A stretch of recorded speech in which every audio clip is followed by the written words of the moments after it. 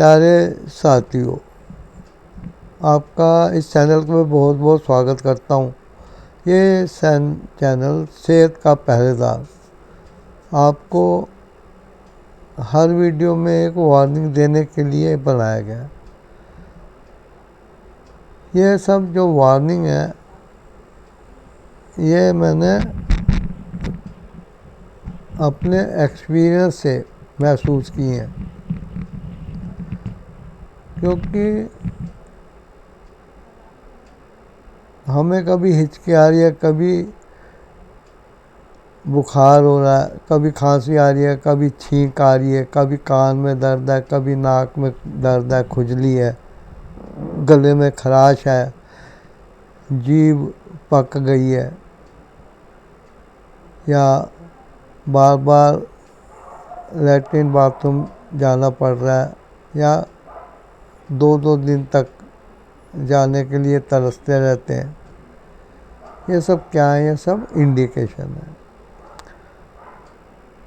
मैं शर्त के साथ ये कह सकता हूँ कि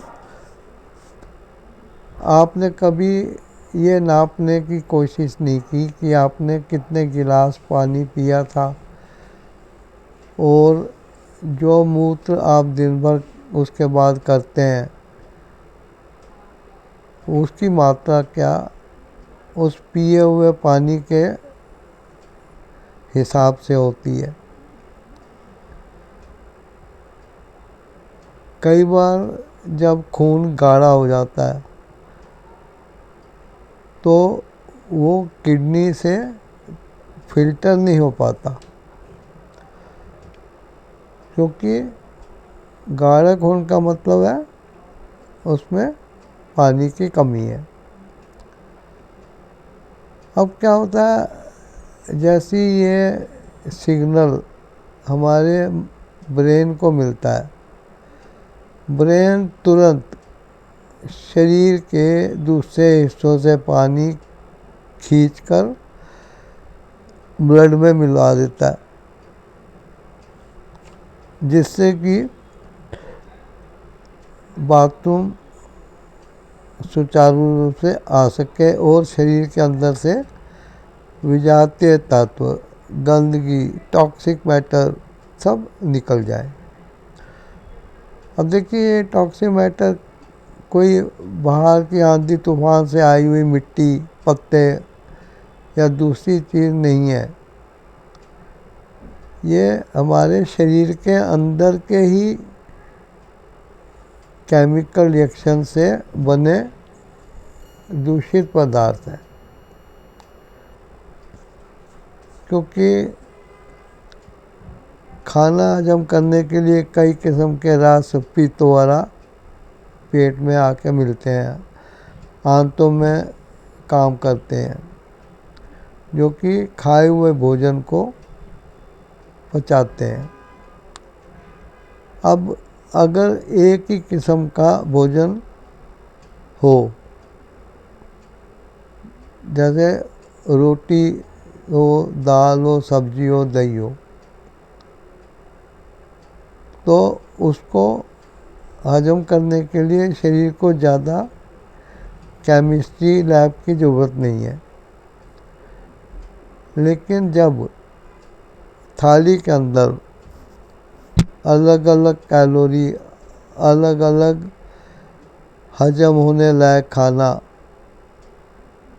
आ जाता है, उसमें मिठाइयाँ भी आ जाती हैं, अचार भी आ जाते हैं, चटनियाँ भी आ जाती हैं, मुरब्बे भी आ जाते हैं, सब कुछ आ जाता है। लोग मक्खन भी डाल देते हैं, कोई लोग सिरका भी डाल देते हैं।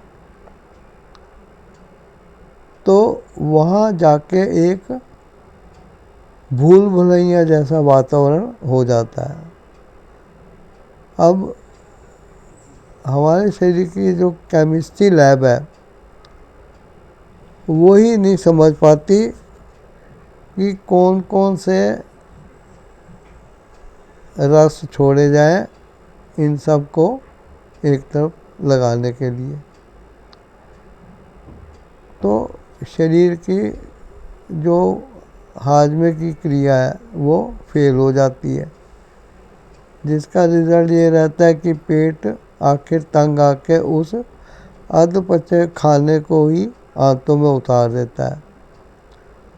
और आंतें बेचारी कोई लोहे की तो बनी हुई नहीं है, ना नाजुक होती हैं। उनके अंदर म्यूकस की झिल्ली होती है चिकनाई के लिए, अब वो भी फट जाती है। और पेट में जो जमा मैल है, मल,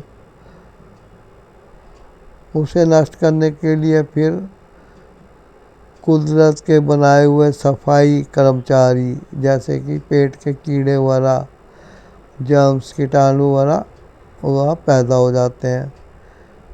अब जब वो चीज़ को खाने लगते हैं तब शरीर में उससे जो गैस बनती है उसको निकलने का रास्ता नहीं मिलता। अब जो रास्ता नहीं मिलता तो वो फिर गैस जो है सीधा ऊपर की तरफ, क्योंकि भाप, गैस, हवा हमेशा स्पेस मिलने पर हवा में ऊपर उठती है आकाश की तरफ। तो अब शरीर में आकाश की तरफ मुंह होता है, जिससे मुंह में एक अमोनिया की गंध आती है, डकारें आती हैं, सांस बदबूदार हो जाती है, और तो और जीभ पर भी छाले पड़ जाते हैं, वो लाल हो जाती है। आप देखते होंगे डॉक्टर जीभ निकाल के दिखाने को कहते हैं। वो ये नहीं देखते हैं कि जीभ कितनी लंबी है, छोटी है, मोटी है, वो उसका रंग देखते हैं। अलग अलग रंग अलग अलग दुर्घटनाओं का नक्शा सामने रखते हैं। अब कई वजह से पानी कम पीना पड़ता है और फिर मूत्र भी कम बनता है। जब मूत्र कम बनेगा तो क्रेटिनिन वगैरह और दूसरे दूषित पदार्थ जो शरीर के अंदर से बाहर निकल जाने चाहिए वो फिर शरीर में ही ब्लड के अंदर घूमते रहते हैं। अब ये ब्लड जो है हार्ट में भी जाता है, दिमाग में भी जाता है, लीवर में भी जाता है, पैनक्रियाज में, पेट में, यहाँ तक कि टांगों से होता हुआ पैर के अंगूठों तक, उंगलियों तक जाता है। तो फिर ये जो है एक डिलीवरी मैन की तरह वहाँ पे इन दूषित पदार्थों को पोषक तत्वों के साथ ही छोड़ आता है, जिससे जो सेल हैं उनकी जीवन शक्ति खत्म हो जाती है और शरीर जो है धीरे धीरे अपने कई किस्म के इशारे करता है, लेकिन कोई समझता नहीं है। हार थक कर, बीमारियों के नीचे दबकर वो अंग अपना काम करना कम कर देते हैं या छोड़ देते हैं। तब जब एक हद गुजर जाती है तो आदमी तब डॉक्टरों के बाद भागता है। लेकिन मेडिकल सिस्टम ऐसा है और दवा बनाने वाली कंपनियों ने ऐसा सुंदर जाल बिछाया है कि आदमी फिर भूल भुलैया में घूमता रहता है, निकल नहीं पाता है। इसलिए हमेशा अपने शरीर का संकेत देखिए। आपको मूत्र में झाग आ रही है तो पहला मन में विचार आना चाहिए, क्या ये किडनी वाली झाग तो नहीं है जो प्रोटीन दिखा रही है।